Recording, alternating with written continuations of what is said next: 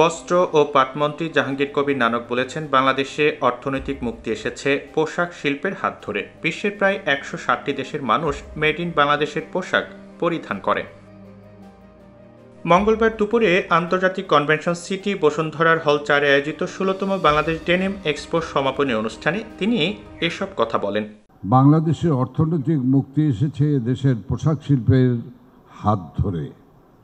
বিশ্বের প্রায় ১৬০টি দেশের মানুষ মেড ইন বাংলাদেশ পোশাক পরিধান করেন। বাংলাদেশ আজ শুধুমাত্র বিশ্বের দ্বিতীয় বৃহত্তম পোশাক রপ্তানিকারক দেশই নয়, বিশ্বের অন্যতম নিরাপদতম পোশাক প্রস্তুতকারী দেশ। বিশ্বের সবচেয়ে বেশি সবুজ পোশাক কারখানা এদেশে অবস্থিত। এ সময় বস্ত্র ও পাটমন্ত্রী বলেন, আমাদের পোশাক শিল্পের উদ্যোক্তারা অত্যন্ত চৌকস। তারা প্রত্যেকটা চ্যালেঞ্জ অত্যন্ত সাহসের সঙ্গে মোকাবিলা করেছেন। আমাদের পোশাক শিল্পের উদ্যোক্তাগণ অত্যন্ত চৌকস। আমরা দেখেছি পোশাক শিল্পে অসংখ্য চ্যালেঞ্জ এসেছে।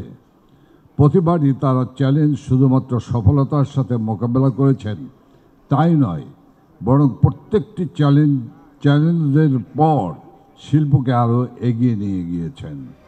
অনুষ্ঠানে আরও বক্তব্য রাখেন বাংলাদেশে নিযুক্ত নেদারল্যান্ডসের রাষ্ট্রদূত ইরমা ভ্যান ডোরেন, বিজিএমের সাবেক প্রেসিডেন্ট সিদ্দিকুর রহমান, বর্তমান president S M Mannan Kochi প্রমুখ।